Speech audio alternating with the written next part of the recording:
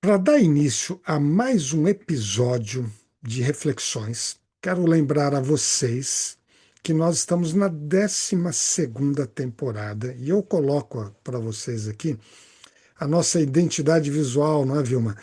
Da 12ª temporada, que a gente deu um título, é uma coluna dorsal, uma linha dorsal que vai conduzindo os temas que a gente traz aqui para vocês, que é a arqueologia. Então a gente está sempre trazendo alguma coisa de arqueologia e a palavra de sabedoria, e eu complemento aqui da Bíblia.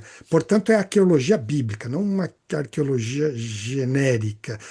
E a arqueologia traz luz, evidências para tantas coisas especiais da palavra de sabedoria que nos ajuda a fazer um mergulho de reflexão em águas mais profundas. E, particularmente, dentro dessa temporada, começou em fevereiro, não é, Gatinha? Sim. Deste ano aqui, nós estamos numa parte, olha só, que fala sobre o livro do Apocalipse. E hoje nós trouxemos um tema é, muito instigante, mas para torná-lo esclarecido para nós. Eu já estou dando logo o título aqui: o livro do Apocalipse e o Armagedon. Do que se trata aqui? Deixa eu até fazer uma pausinha aqui para pegar o meu celular. Hoje, particularmente, eu mandei umas mensagens para vocês, como última batalha e tal, e eu fiz, faz tempo que eu não fazia isso, hein? Fiz uma enquete, acho que eu só fiz isso no ao vivo, ainda não tinha feito aqui no nosso grupo de WhatsApp. Aliás, até para situar a Ângela e outros que talvez estejam chegando pela primeira vez, nós temos um grupo de WhatsApp onde somente eu posto e eu coloco aqui os convites, os links e eventualmente coloco agora mais eventualmente alguns slides, algumas imagens que eu utilizo aqui. E ali nesse grupo, e quem quiser participar no grupo é só me mandar uma mensagem que eu incluo vocês no grupo. E eu mandei ali uma enquete que eu achei muito interessante. Foi uma pergunta muito simples. Faço de novo aqui. Você já ouviu, assistiu, leu alguma coisa sobre a Batalha do Armagedon? São uma expressão até meio clássica, a Batalha do Armagedon. Olha a palavra de novo aparecendo aqui, uma palavra de origem grega, está transliterada para o português, Armagedon, que o grego já é uma transliteração de uma palavra cuja origem é hebraica, transliterada para o grego e depois transliterada para centenas e centenas de outras línguas, inclusive o português. A gente já vai ver o que isso significa. E foi curioso, obrigado por todos aqueles que puderam responder. Um número maior disse que sim. Isso me traz uma reflexão interessante sobre isso. Já digo a vocês. Mas algumas pessoas colocaram aqui, e obrigado também por colocarem, que não ouviram, não leram ou não assistiram alguma coisa que esteja relacionada à tal batalha do Armagedon. E vocês que colocaram não, eu queria também levá-los a uma reflexão aqui. Veja só, vocês que colocaram não, é possível que em breve, agora depois da live de hoje, mais ainda, que você comece a ver, em algum momento daqui para o futuro, um pouquinho mais presente essa expressão, Batalha do Armagedon. E para quem disse sim, eu queria dizer uma coisa para vocês. Se tem uma expressão bíblica, já estou dizendo aqui que essa palavra Armagedon é uma palavra bíblica. Se tem uma expressão bíblica que é mal interpretada e que foi criado assim interpretações assim do além, muito criativas, distorcidas, fora de contexto e com caminhos assim que parece que alguém tem interesse de causar uma confusão em cima dessa palavra e do que ela simboliza. A palavra é essa Armagedon. Gente, o que se criou de coisa. Por isso, você que colocou ali assim, olha, eu já ouvi alguma coisa sobre Armagedon. Eu fico até pensando assim, da onde você deve ter ouvido? De um sermão, de uma leitura de um livro religioso, de um filme de Hollywood, de um livro de literatura desse mundo afora. Eu queria mostrar uma coisa para vocês, porque, olha, o que já se usou da palavra Armagedon, e parece que agora começa a se usar muito mais. Se você entrar no YouTube, então, meu amigo, é até meio ruim fazer isto, porque vai aparecer tudo quanto é tipo de coisas que às vezes nem tem a ver com o contexto bíblico, mas a pessoa usa a palavra Armagedon ligada à destruição, ligada ao tempo do fim, ligado ao apocalipse final do ponto de vista negativo e assim vai por diante. É impressionante. A gente tem que tomar cuidado o que a gente lê, o que a gente ouve em relação a isso, porque as pessoas utilizam muito a expressão e distorcem demais. Olha, não só a palavra Armagedon, como a própria palavra Apocalipse. Alguns episódios atrás eu comentei isso para vocês, né? O primeiro episódio do Apocalipse. Bom, vamos lá, gente. Eu queria colocar aqui para vocês para a gente ter uma visão sobre isso. Hoje eu espero, pelo menos em linhas gerais, esclarecer algumas coisas sobre o Apocalipse e essa tal batalha do Armagedon. Olha, como eu comentei aqui para vocês, já surgiram. Esse aqui é um filme mais antigo, tinha filmes de Hollywood, de outras produtoras mais e tal, de outras regiões de produções. Teve um que é mais antigo, que se chamava o próprio Armagedon. Já pode ver que ele tem a ver com guerra, e guerra também no céu. Mas guerra no setor humano, dá para ver pela própria imagem dessa capa desse filme mais antigo, né? E aí já entra contexto de soldados, de explosão. Veja que o cenário é cenário de guerra. Teve um outro filme um pouquinho mais recente, eu estava olhando os anos desses filmes, todos aí próximos da gente aqui, um que teve a ver com o contexto como que de Armagedon colocado, que é Impacto Profundo, asteroide batendo no planeta Terra e terminando. O propósito desses filmes tinha muita conexão assim com destruição da Terra. É o final, acabou tudo. Será que é por um asteroide, por alguma outra coisa? Esse filme Impacto Profundo ele ficou muito conhecido, né? Há um outro, gente, estou falando agora de filme de 2020, gatinha, Assistiu. 2022, nem assistimos, mas super recente aqui, o Código do Armagedon, sempre com muito mistério envolvido e ligado ao tempo do fim.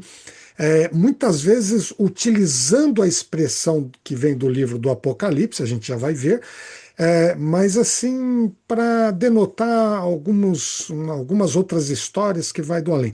Um dos mais famosos, são muitos, tá?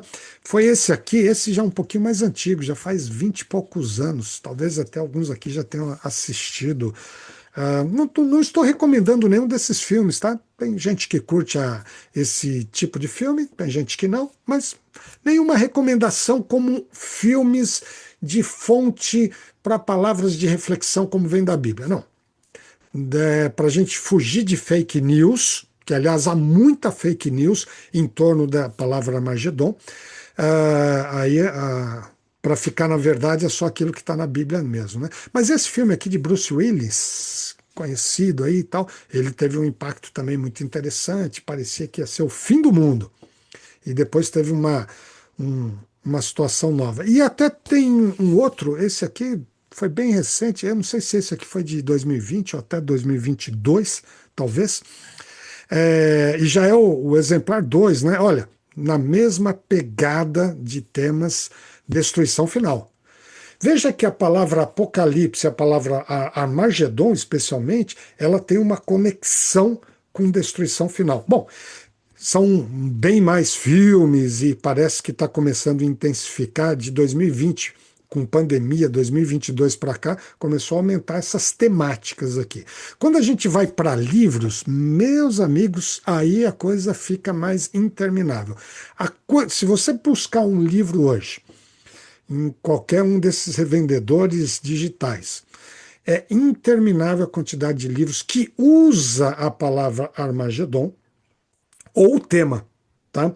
Alguns são de, ó, esse aqui é a própria a Batalha do Apocalipse, né? O outro cita Armagedon diretamente, o Apocalipse, o princípio do fim, Bom Dia Armagedon, a Batalha do Armagedon. Bom, Batalha Final de Deus, o Armagedon como Batalha Final de Deus. Gente, isso aqui é interminável. Eu só queria dar uns exemplos para vocês, para quem já tinha ouvido, para quem não ouviu.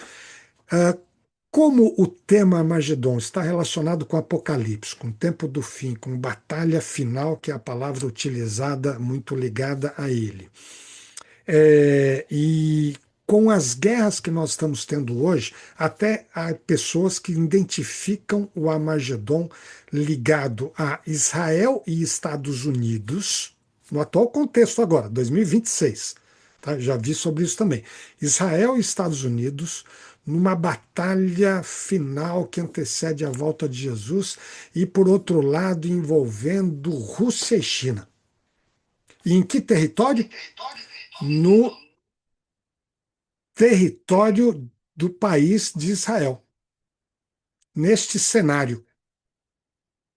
Então, olha, começa a aparecer de tudo, gente. Se você ficar cavando esses videozinhos menores, então, que as pessoas falam de tudo ali, misturado com muito mais fake news do que fundamentação, isto vai aparecer por todos os lados. Amigos, hoje eu queria dizer e compartilhar com vocês um pouquinho de arqueologia e sempre fundamentada na palavra de sabedoria da Bíblia. O que podemos entender e refletir sobre o Armagedon?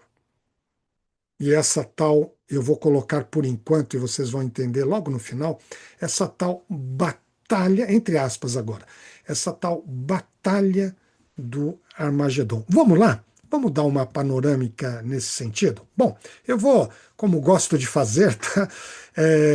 Utilizar dos meus slides aqui para esse tema, tá bem? Bom, em primeiro lugar, para a gente falar sobre isso, queria dizer que esta é uma palavra realmente bíblica, utilizada uma única vez em toda a Bíblia. E é uma palavra que está no livro do Apocalipse, exatamente. Então, escrita aqui por João, dentro da visão que ele teve das coisas que vão acontecer no tempo do fim, que antecede um pouquinho a volta de Jesus e já até se mistura com a chegada de Jesus na sua segunda vinda. Então, tem sim a ver com o chamado tempo do fim, com em certo aspecto, uma destruição final, em outro aspecto, o início de algo muito positivo. E a gente vai dar uma pincelada aqui. Eu trouxe o texto bíblico, literalmente, que menciona nessa única vez a palavra Armagedon, é o Apocalipse 16, capítulo 16, verso 16, e diz ali o seguinte, eu vou explicar logo o contexto já já para vocês, mas e os espíritos, referindo-se aqui, espíritos do mal, Satanás e seus aliados, é uma referência aqui, reuniram todos os governantes e seus exércitos no lugar que em hebraico se chama Armagedon.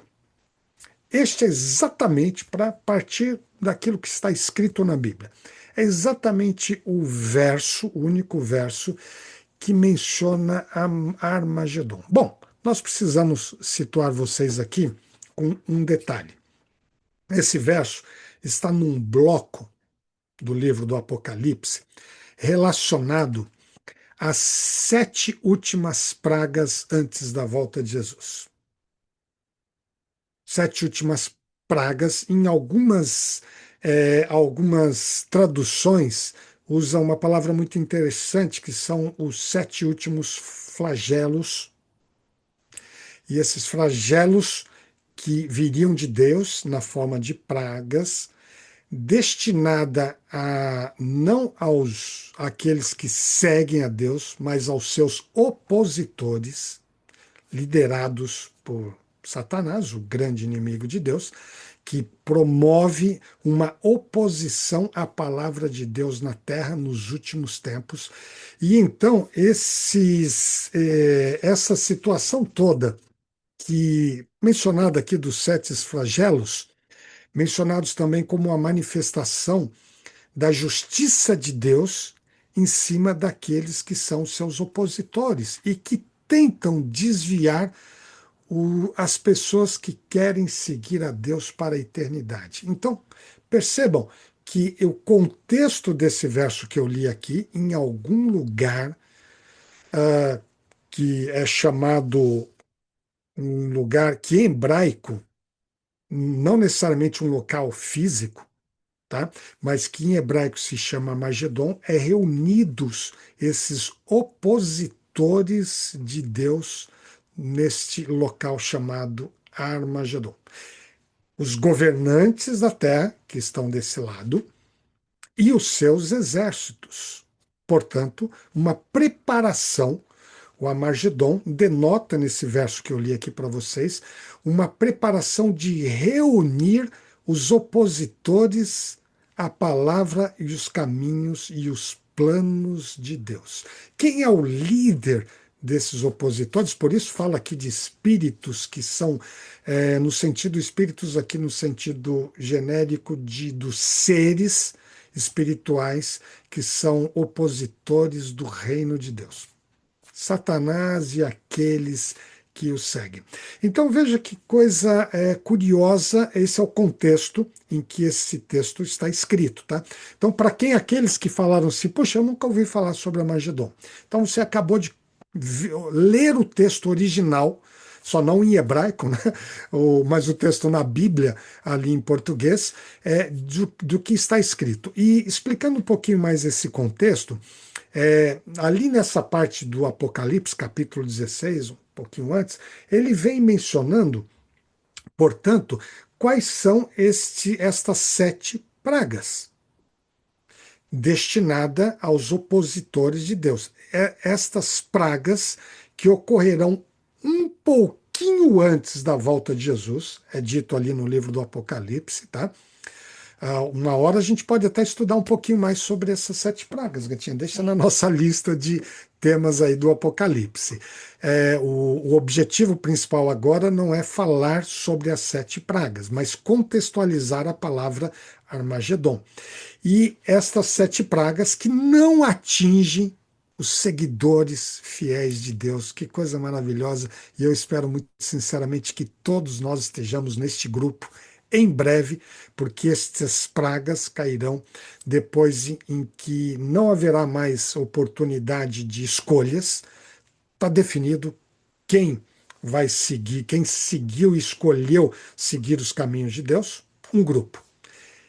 Quem não resolveu não seguir os caminhos de Deus e não aceitou o sacrifício de Jesus, outro grupo. Estes são opositores dos caminhos de Deus. Uma vez definido isto, Jesus virá buscar os seus seguidores. E é nesse contexto onde não haverá mais possibilidades de mudanças de escolha, a Bíblia chama uma expressão até interessante, né, gata? A gente pode conversar sobre isso também, sobre fechamento da porta da graça. Está encerrado, definido, todo mundo já fez as suas escolhas, e então recaem essas pragas sobre o grupo que não escolheu os caminhos de Deus, de Jesus, precisamente. E é nesse contexto, gente, que esse texto que eu li aqui para vocês, ele é apresentado, particularmente na sexta praga. Menciona ali Babilônia, menciona o secamento do rio Eufrates, questões simbólicas, tanto que Babilônia não existe mais hoje, né? Babilônia já deixou de existir há muito tempo. Mas menciona alguns símbolos, olha só, alguns símbolos que representam aqueles que não escolheram os caminhos de Deus. Entre eles, a Babilônia. Então, há duas cidades que são simbólicas no livro do Apocalipse, na Bíblia. Uma é a cidade de Jerusalém, tanto que o Novo Testamento, e particularmente o Apocalipse, precisamente, menciona a Nova Jerusalém, uma cidade eterna, que é Jerusalém aqui na Terra, onde Jesus esteve, onde tantas coisas maravilhosas aconteceram, e a capital do povo de Deus naquela época, hoje é aberto, né? Todos nós podemos ser do povo de Deus, independentemente se somos judeus ou não. É, Jerusalém é o símbolo, a Nova Jerusalém, o símbolo da cidade santa, como dita no Apocalipse, que representa a cidade do povo de Deus, daqueles que os guardaram. E Babilônia era justamente um símbolo, não existe mais hoje Babilônia, assim, uma Babilônia genérica, global, espiritual, vamos dizer assim, representando a cidade daqueles que não seguem os caminhos de Deus. Como foi lá no passado, Babilônia guerreou contra Jerusalém, invadiu, destruiu o templo, levou cativo, mas Deus disse que um dia ia libertar o povo e libertou. Aliás, por ocasião até dessa libertação, houve o secamento do rio Eufrates, por onde o rei Ciro e o seu exército entraram depois de desviar o leito do rio, antes de Babilônia. Como eles desviaram, o rio Eufrates secou na região da Babilônia. Como secou, pegou de surpresa o exército babilônico e eles entraram por baixo das muralhas com o rio seco.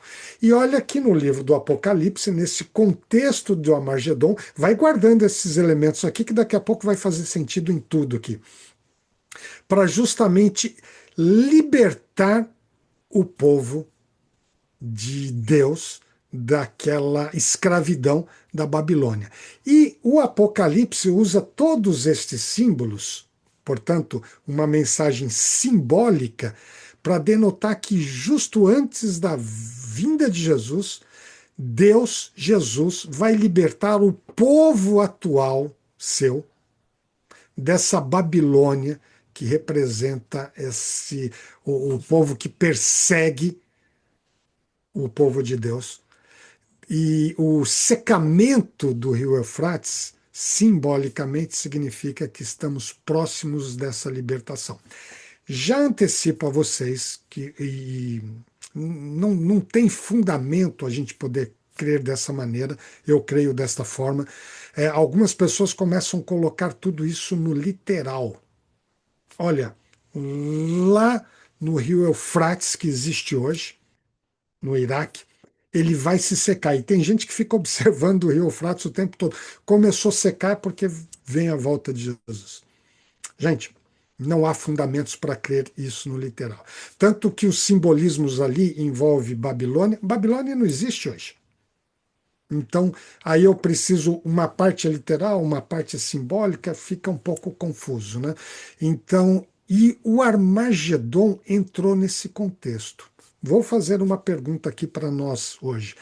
O Armagedon é um local físico que existe no planeta Terra, onde os reinos deste mundo vão ser reunidos para uma batalha política, militar, exércitos, uma batalha física contra o povo de Deus?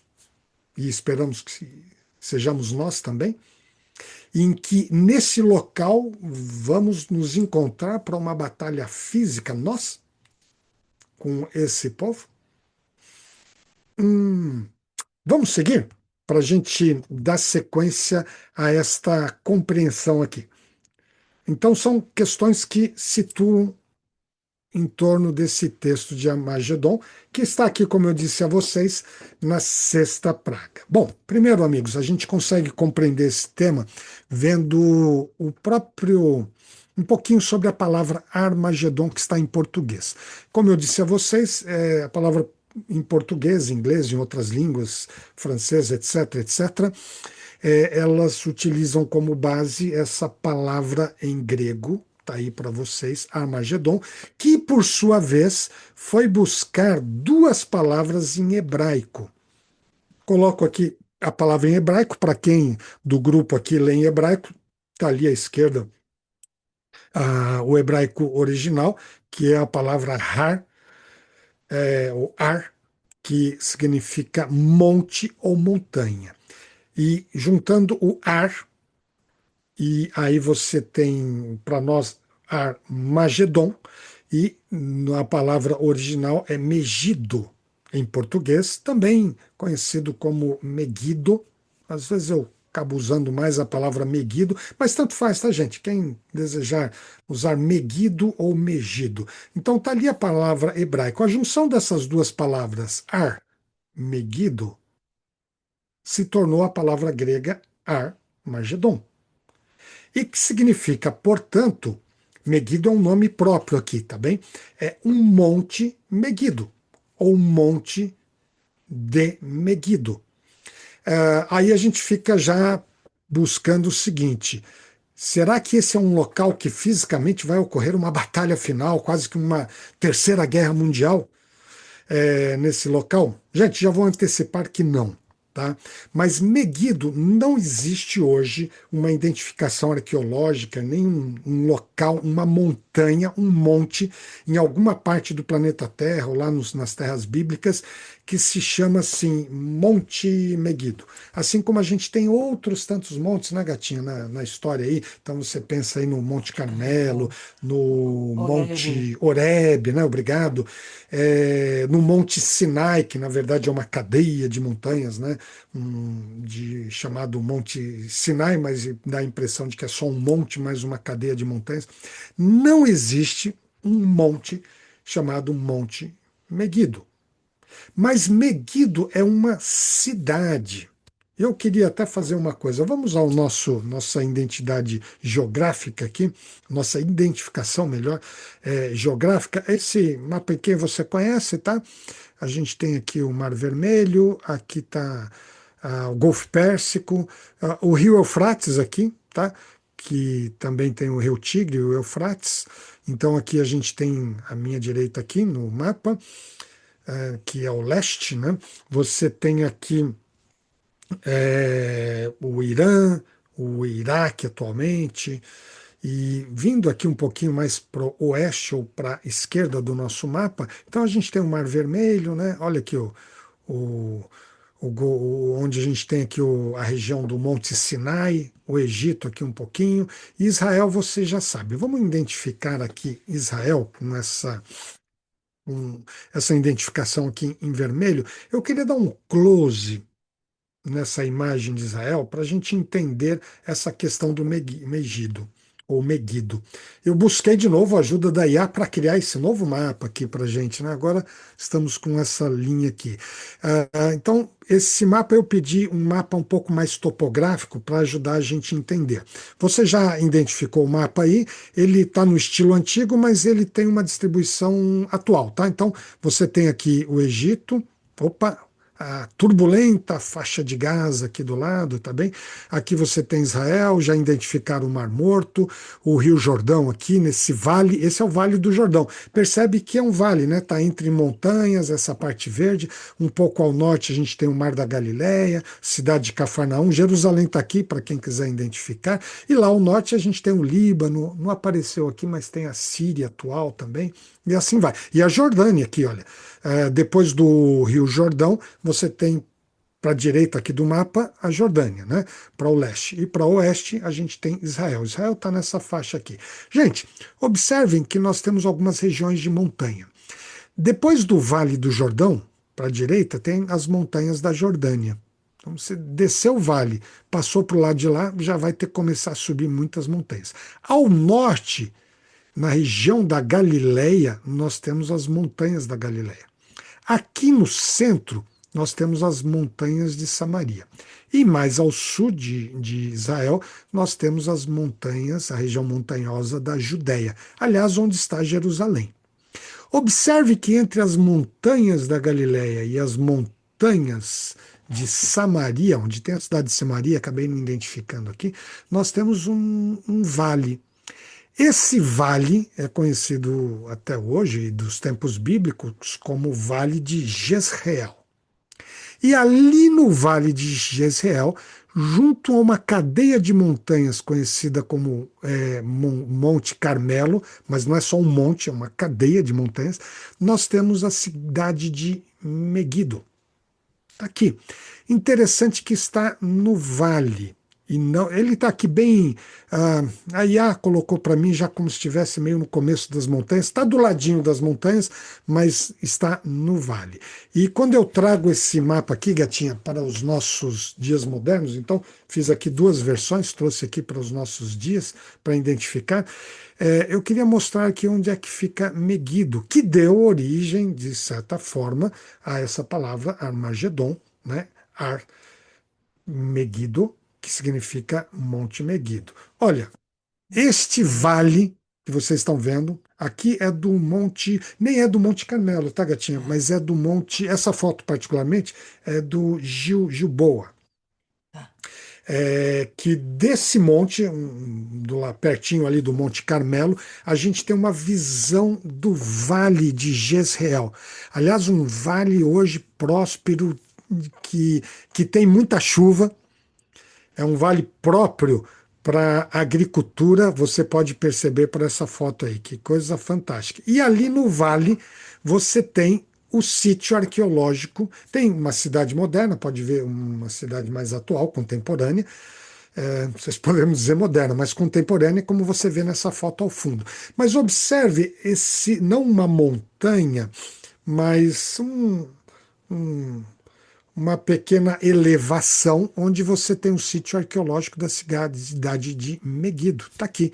Aliás, uma cidade interessantíssima. Pode ver todo o sítio arqueológico, já foi escavado bastante, só não mais profundamente para você não destruir a parte que está superior, né?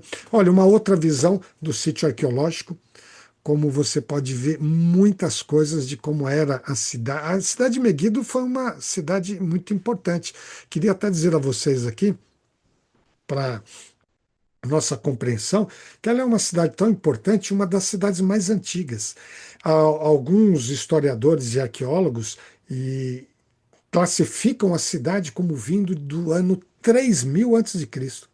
Nós temos episódios, inclusive, narrados na Bíblia e outros livros antigos históricos que vêm pegando. A gente tem histórias de guerras que aconteceram ali, batalhas que aconteceram nesse vale e na região de Meguido, que vem até anos 600 ou 500 antes de Cristo, narradas batalhas, mas que a cidade chegou até a cidade, as identificações, até o ano 300 depois de Cristo. Já tinha do ano 3000 antes de Cristo a 300 depois de Cristo. Olha que história incrível tem por trás dessa cidade aqui. Então há muita coisa envolvendo a história e esse local pode nos dar uma clareza para a gente entender esse Armagedon. Aqui, quando a gente não tivemos oportunidade de visitar, quem sabe vamos visitar junto com vocês essa região e ali nesse Parque Nacional de Israel, protegido hoje, super protegido, você pode fazer uma visita e nas entradas ali, no prédio, no museu de Meguido, tem essa maquete com alguns detalhes de como era Meguido em épocas diferentes, tá? E aí a gente pode fazer essa visita, eu vou dar só uma rápida panorâmica aqui de imagens atualmente do sítio arqueológico. Impressionante visitar cada um dos lugares, os portais, as entradas, é uma cidade que inclusive utilizou madeira entre pedras, olha, uma novidade aqui, que permitia, em virtude de trepidações da terra ali, ter uma segurança maior. A madeira servia até como um amortecimento de Amortecedor. coluna, amortecedor, né, de colunas ali na região. Tem muita coisa interessante, inclusive estábulos. E essa imagem que você vê aqui tem até, não sei se dá para ver mais ou menos aqui, uma ilustração de cavalo aqui, onde era um estábulo. Você sabe que o próprio Salomão fez uma reconstrução e uma reforma e uma ampliação da cidade de Meguido. Isso é mencionado na Bíblia. Até Salomão estava entre três cidades muito importantes para Salomão, está mencionado ali. Então a gente tem essa situação. E mais uma imagem aqui arqueológica do sítio atual, sítio arqueológico de Meguido. Aqui, por exemplo, já um templo cananeu de adoração, não, veja só, está no território de Israel, mas era uma adoração idólatra a deuses de outros povos e que teve em algumas épocas de Meguido, dominado por outros povos, tinha um período também de idolatria a outros deuses, deuses pagãos, né? E aqui a gente tem um dos templos identificados ali. Bom, para fechar essa panorâmica arqueológica aqui da cidade de Meguido, portanto, confirmado que Meguido realmente existiu, mencionado na Bíblia, comprovada pela arqueologia, tem uma parte do sítio arqueológico que ela está nessa colina arqueológica. Aliás, é uma colina porque, deixa eu até situar vocês antes a gente dar uma descida aqui. Como outros sítios arqueológicos, as cidades antigamente, quando elas iam mudando de domínios, elas eram soterradas, né? A cidade foi destruída, invadida, queimada, muralhas destruídas. Então, depois vinham outros povos que iam morar ali, eles soterravam tudo que tinham e construíam em cima dela. Então, ia aumentando as camadas. Meguido é uma das cidades, depois de tantos anos, de 3000 antes de Cristo até 300, teve tantas camadas que alguns arqueólogos sugerem que já teve mais de 30 camadas, ou seja, 30 épocas diferentes. 30 cidades reconstruídas. Alguns colocam um pouco menos, mas nada menos do que 20, para dizer, quem diz menos diz 20 e poucas camadas. Que coisa impressionante. E por isso foi virando uma colina melhor, e foi subindo. E hoje, quando você faz escavações na parte de cima, é um drama para um arqueólogo. Por quê? Se ele escavar muito, ele vai perdendo as primeiras camadas. Para você aprofundar, você perde as últimas camadas da história. Então é um drama. Mas alguns fazem algumas escavações ali, né? Buscando pelo menos uma parte, mas sem destruir a parte superior. Quando a gente desce essa escadaria aqui, gente, nós entramos num local interessantíssimo para fechar essa panorâmica de Meguido. Olha, em túneis que levam aonde estavam as fontes de água de Meguido.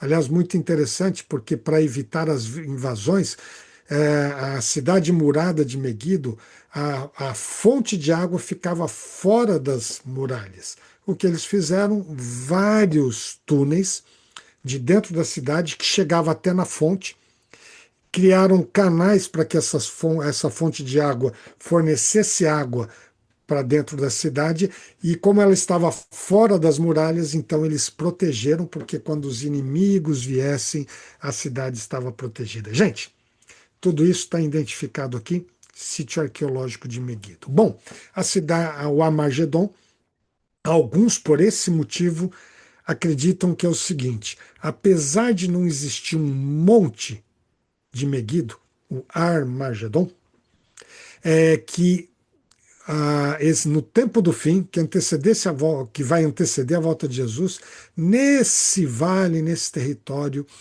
é, exércitos do mundo inteiro, seja uma batalha Israel, Estados Unidos, Rússia e China e outros tantos do mal seriam reunidos ali. Isso não se sustenta, essa interpretação literal, mesmo porque não existe esse monte, existem referências bíblicas simbólicas, como é simbólico a referência à Babilônia de hoje.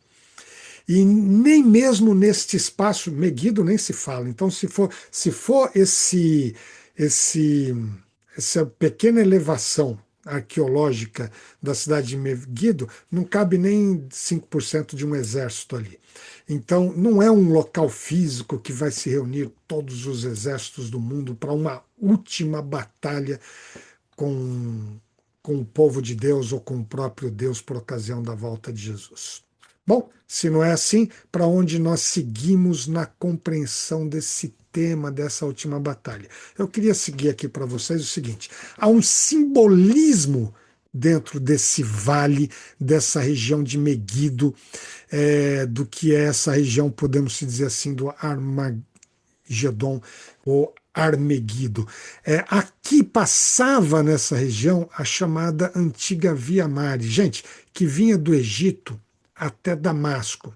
Quando os faraós egípcios buscaram invadir tanto Israel, mas especialmente o norte, indo para o lado do que hoje seria o Líbano, do que é a Síria, ou mesmo quando ia para o lado da Babilônia, eles iam sempre pelo norte. Por quê? Pelo meio você tem um deserto ali muito complicado de atravessar. Então eles iam em direção ao norte, em direção ao que hoje é o Líbano, aí sim iam para o lado de Iraque, Irã. E essa conhecida Via Maris, que passava pelo litoral ali do Mediterrâneo, passava o exército sempre pelo Vale de Jezreel. E como eles evitavam aqui as montanhas, muitas batalhas ocorreram ali no Vale de Jezreel. A Bíblia menciona várias. O próprio Tutmés III, muito provavelmente, Gata, você leu essa semana, que seja o Tutmés III, talvez seja, muitos creem assim, parece que tem muita consistência para isso, seja o faraó do Êxodo Sim. do povo de Israel. Tutmés III teve uma batalha no Vale de Jezreel. Josué teve batalha, o Josué, líder que Líder sucedeu o o povo Moisés. Moisés, teve batalha com os egípcios ali. Débora, uma juíza, mencionado nos livros de juízes, que tem uma história fantástica que envolveu batalha ali no vale, nessa região de Meguido. Sabe, a história de Gideon e os 300 soldados, aliás, só para fazer mais uma referência aqui hoje, muita referência, gente, a esse filme mais recente que saiu, Os 300, né, 300, dá uma distorcida na história bíblica que nem pode se dizer que é baseado na história de Gideão dos 300, tá? Não recomendo, é totalmente fora de contexto. Mas a batalha dos 300 soldados de Gideão foi também nessa região. E assim foram indo. A de rei Josias acabou entrando numa briga, numa luta, numa batalha que não era dele, dos egípcios e outros mais, e acabou morrendo ali no Vale de Jezreel. Então, esta região é conhecida pelas suas inúmeras, mas muitas batalhas mencionadas na Bíblia e fora. E por isso já vai dando um clima aqui para nós. Esse simbolismo do Armagedon realmente está relacionado a uma batalha, como foi historicamente. E o povo de Israel passou por muitas batalhas. Lembre-se que naquela época o povo de Israel, os judeus ali, o povo de Israel era considerado como o povo de Deus. Hoje, não mais. Hoje, o povo de Israel, Israel espiritual, é todo aquele que crê em Jesus e está seguindo esse caminho para a eternidade. Mas era a batalha do povo de Deus contra os seus inimigos. Então, a batalha chamada de Armagedon está nesse mesmo contexto. É sim uma batalha, embora não física, militar, política, geograficamente na região de Meguido, mas é uma batalha entre os inimigos de Deus e o seu próprio povo. Então, desde aquela época, esse simbolismo está sendo aplicado para o que vem antes da volta de Jesus. E olha, está aqui, esse gráfico aqui, quando aqui está a região do Egito, ele vinha, comentei aqui para vocês, mesmo quando vinha atacar Babilônia, ou os assírios mais ao norte, eles faziam esse movimento pelo norte e não direto, para evitar esse deserto que acabaria com qualquer exército. Por isso, Meguido, Vale de Jezreel, estava nessa rota das batalhas, como eu coloquei aqui para vocês.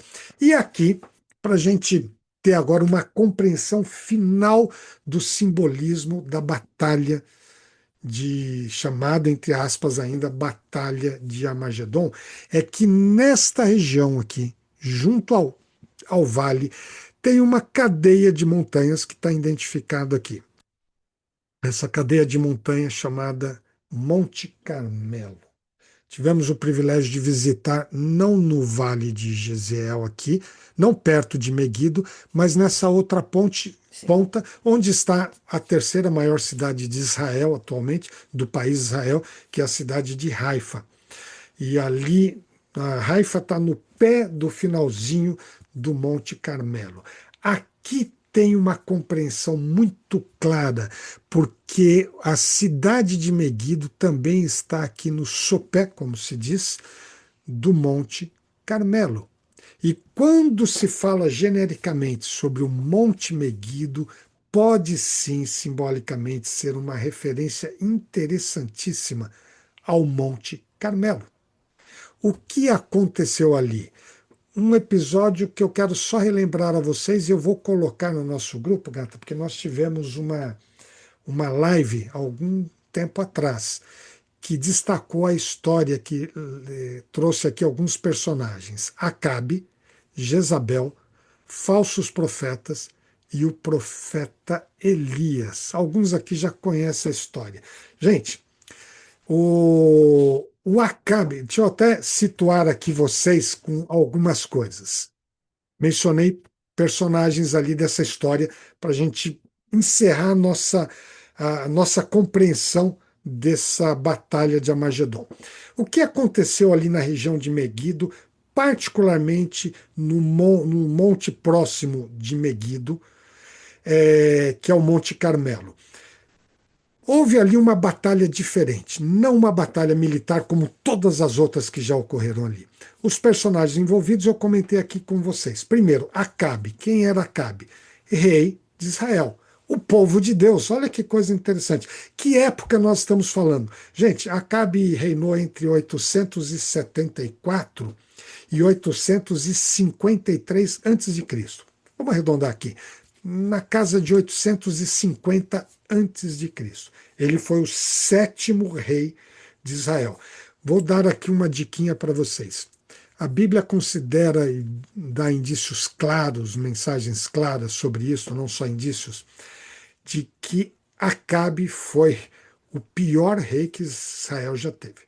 Ele até teve algum sucesso militar e conseguiu algumas conquistas e tal. Mas do ponto de vista de líder espiritual, Acabe foi o pior deles. Por conta de um detalhe: idolatria. Ele era o rei de Israel, povo de Deus, que levou o povo a adorar os deuses fenícios, os deuses dos povos que viviam lá, deuses falsos, né, gente? Não, deuses de pedra. Você pode imaginar que o rei do povo de Israel, o povo de Deus, estava levando o povo a adorar outros deuses falsos? Vocês vão entender, porque a segunda personagem na história é justamente Jezabel. Quem era Jezabel? Esposa do rei Acabe. E com um detalhe: Jezabel era uma mulher fenícia. E o que ela fez? Ela trouxe os deuses fenícios, entre eles dois em especial, Baal. Já ouviram falar sobre os adoradores de Baal mencionados na Bíblia? Baal era o deus masculino dos fenícios, tá? Porque tinha a deusa de caráter feminino, que era Aserá ou Asherá. Então, esses deuses, Baal, por exemplo, era o deus da agricultura, do tempo, da temperatura que ocorria ali, das chuvas. Então, quem dava chuva, quem ajudava o deus da agricultura era esse deus. E o que começou a acontecer ali, para vocês entenderem essa batalha de Armagedon do tempo do fim? Era uma disputa de adoração. Nós adoramos o Deus verdadeiro ou os deuses falsos dos fenícios. E isto era influências, e eles tinham vários deuses. A Bíblia chega a mencionar que os profetas de Baal eram 450. E os profetas de Aserá eram 400. Gente, e o profeta do Deus verdadeiro, que era justamente Elias, era um. E ali naquela região, olha que coisa curiosíssima, o que aconteceu? No momento, Elias, o profeta Elias, colocou em xeque toda essa situação perante o rei, orando a Deus, e Deus mandou, a pedido do próprio profeta e pela intervenção e orações do profeta, 3 anos e 6 meses de seca. Em que região? Nessa região fértil do Vale de Jezreel. Imagine, num local onde caía chuva, eles só ficavam um período sem chuva, até os dias de hoje, tá? Ali em Israel.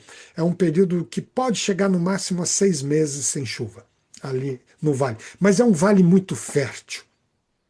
Então, esse vale, e o povo de Israel naquela época, 850 a.C., ficou com 3 anos e 6 meses sem chuvas. Bom, bateu um desespero ali. E o que o povo, gente, povo de Deus, buscava?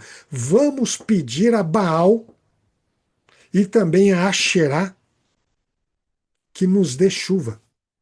E uma hora Elias levou todo esse povo para cima do monte, o Monte Carmelo, onde de lá podia avistar todo o vale de Jezreel, inclusive ali estava a cidade de Meguido, e ele diz o seguinte: gente, estamos sem chuvas há 3 anos e meio. O que vamos fazer? 2 altares. Os 850 adoradores peçam a Deus Baal que dê chuva. Coloque ali um sacrifício no altar. E eu vou criar aqui um altar, como se costumava fazer em Israel, com cordeiro e tal.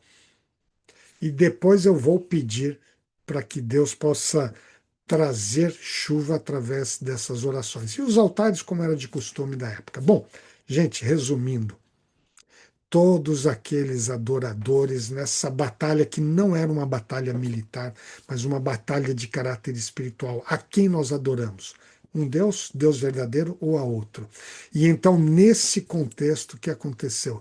Os 450 de Baal, mais 400 de Aserá, ou Asherá, pediram, imploraram, gritaram, se cortaram, se mutilaram, fizeram todas as formas de sacrifício e nada de chuva.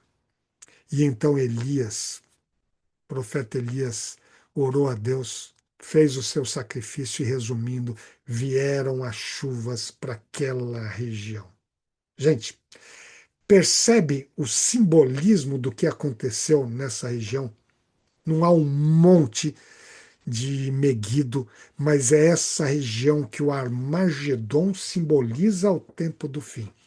No tempo do fim, quando, aliás, já está acontecendo, e quando chegar ao momento que antecede a volta de Jesus, esta é a batalha espiritual entre dois grupos. Aqueles que adoram o Deus verdadeiro, como aqueles que estavam com Elias, e aqueles que seguem os falsos profetas, como existia lá na época também. Os falsos deuses liderados pelo próprio Satanás, as falsas religiões, como existiam ali. Este sim, aí o Armagedon deixa muito claro que essa batalha final, por ocasião da volta de Jesus, haverá sim uma destruição. É inegável que isso está no Apocalipse e profetizado ali. Haverá uma destruição e todos aqueles, depois de definida a história, que não mais estiverem nos caminhos de Deus, não escolheram esse caminho, sim, terá uma destruição eterna. E aqueles que seguem o verdadeiro Deus, como foi o profeta Elias, então seguirão este outro caminho. Amigos, que coisa impressionante. Aí a gente começa a entender que esse Armagedon se torna, teve um simbolismo lá atrás, 850 a.C. Sabe quais foram as palavras do profeta Elias para todo o povo? Gente, até quando duvidareis entre dois pensamentos? Se o Senhor é Deus, seguiu. Mas se vocês acham que o Senhor é Baal, então sigam a Baal.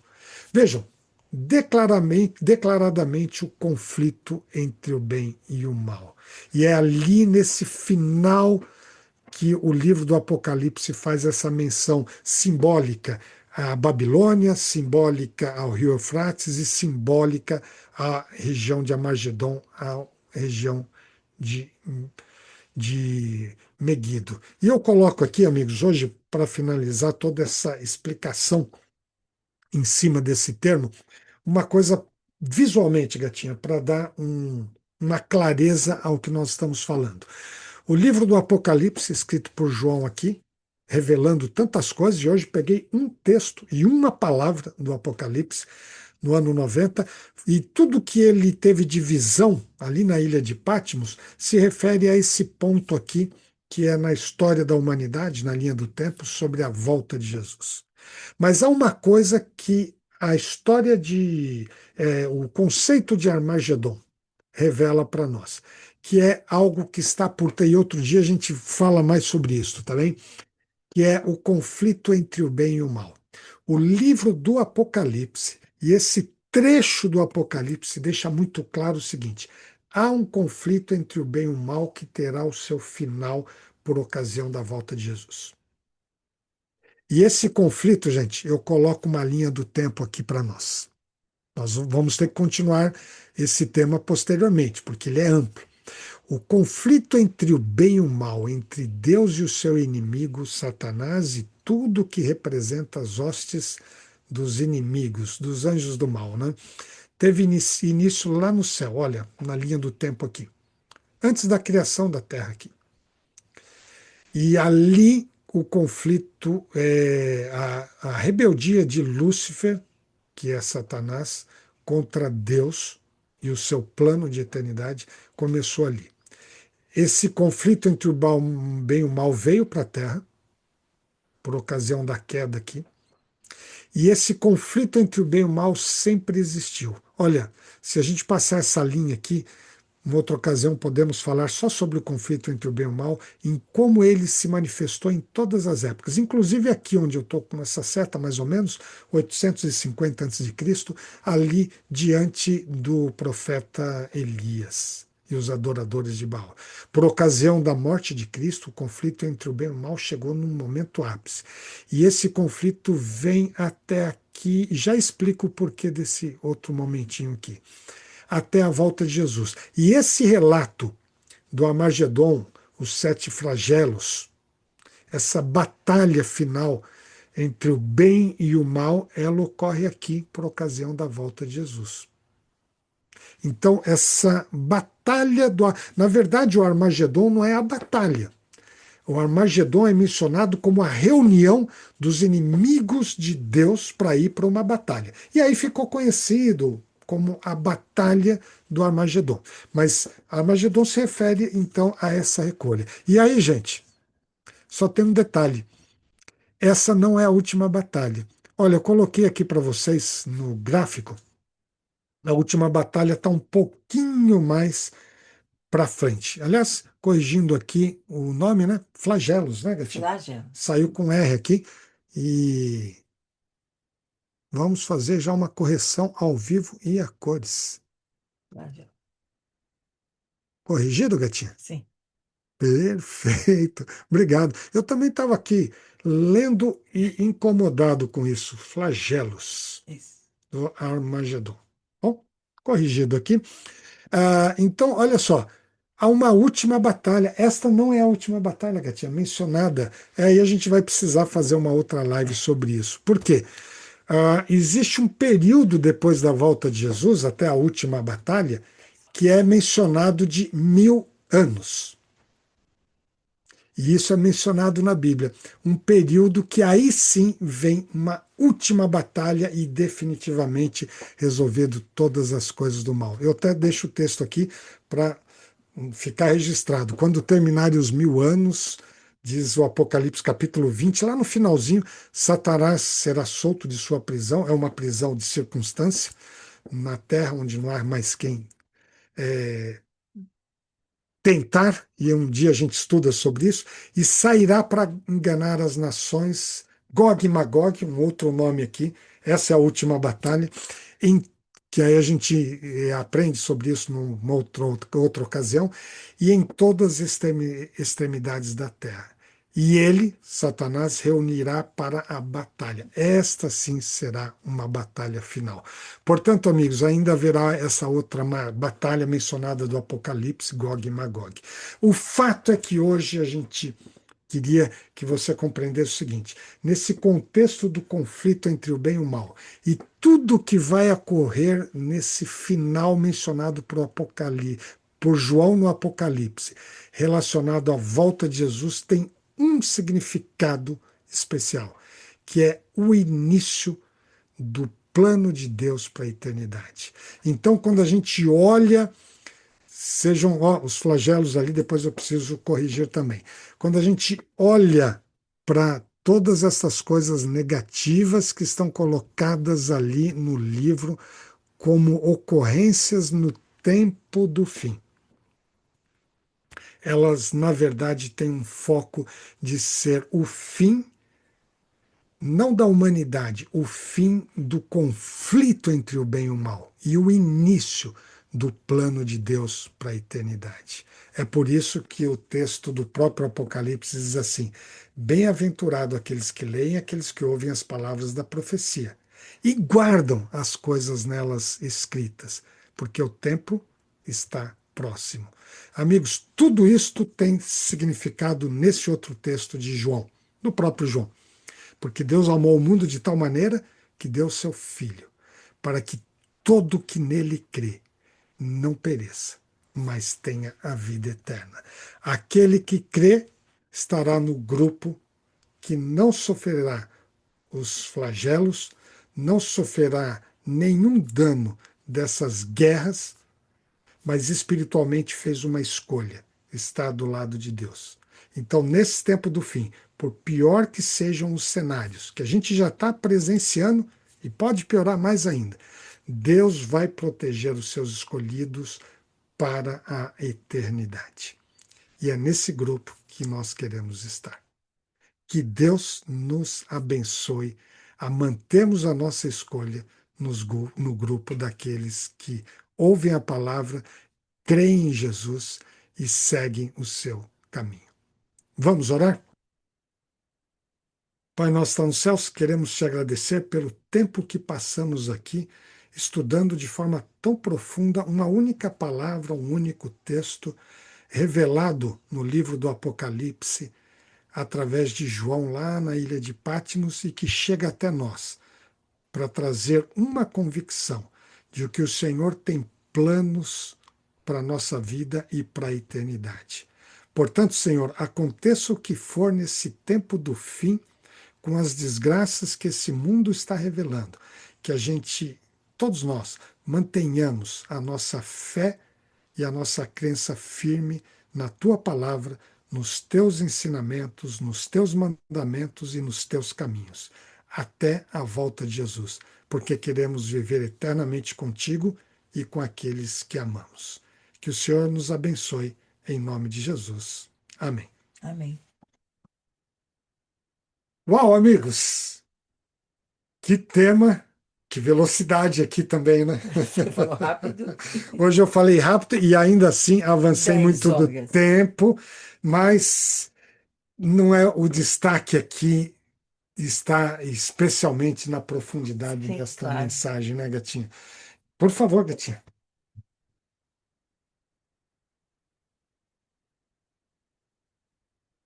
Oi. Então, olha, eu acho que o que tínhamos para dizer, gata, a Tinha muita palavra coisa. de sabedoria está É. dita aí. Talvez devesse ter colocado em dois blocos, mas que intensidade de assuntos para esclarecer. Eu vou fazer uma sugestão, gata, eu acho que você vai concordar. Esta é uma live que depois eu vou deixar registrada ali, no nosso canal, para rever calmamente, É. trecho a trecho. E ainda mais se for conectado com uma outra live que eu deixo para vocês também, que conta um pouquinho mais dessa situação que aconteceu com Elias lá no É, Monte que foi Carmelo. impressionante. Muito Muito impressionante. impressionante mesmo. E que a gente tenha essa convicção das verdades que estão reveladas ali no Apocalipse. Sim, essa. Eu entendo assim que essa batalha do Armagedon, na Essa verdade, batalha é espiritual, uma né? batalha espiritual. Eu acho que a batalha é para dominar a nossa consciência. É uma batalha que vai mexer com a nossa consciência. É, a quem realmente a gente adora? A quem realmente a gente segue? A É, quem a gente é fiel? É, eu acho que esse é o conflito, não é um conflito de pessoas com pessoas, assim, tipo guerra que a gente vê acontecendo hoje, de de países, de países. nações, de Não. exércitos. É uma batalha para dominar a nossa mente e a nossa consciência. Por isso, uma batalha espiritual, É, Gata, e relacionada ao conflito entre o bem e o mal. E olha, sim, uma batalha que ocorreu lá no Éden, uma batalha que ocorreu com Elias e os adoradores de Baal, que era do próprio povo de Israel, e uma batalha que ocorre hoje na nossa mente, e ali é uma busca de Deus para nos trazer a salvação e de Satanás para nos afastar de Deus e nos levar à destruição. é, De que lado estaremos? O profeta Elias é. deixou claro naquela época, né, Sim, Gatinha? aquele texto é Olha, maravilhoso. vocês estão tramitando entre duas escolhas? É uma ou outra. Em outras palavras, diríamos hoje aqui. Se nós estamos entre os deuses que o mundo está oferecendo, desviando caminhos, religiões falsas, falsos profetas, bom, se vocês acharem que é esses, sigam estes. Agora, se você achar que é o Deus verdadeiro, colocado ali nas Escrituras, o Deus que mandou Jesus para nos trazer salvação, então siga este Deus para a É, eternidade. E é uma escolha na nossa mente, como você está bem destacando. Esta é uma batalha de caráter espiritual. Essa batalha já está ocorrendo. Agora, sim, a última ocorrerá ali antes da volta de Jesus, e depois tem aquela dos 1000 anos depois, a gente para outra explica vez. numa outra ocasião. Que Deus nos abençoe a fazer a Amém. escolha É. Essa correta. escolha é de todos os dias, na verdade, Boa. que vai se intensificar, porque as pressões vão aumentar e é para ver até onde a gente mantém a nossa fé e a nossa confiança depositada exclusivamente em Deus. Porque essa batalha acontece todos os dias na nossa mente, é o mal tentando nos desviar do caminho de Deus. É esse conflito entre o bem e o É, mal, lutando pelas nossas escolhas. Que é, coisa, né?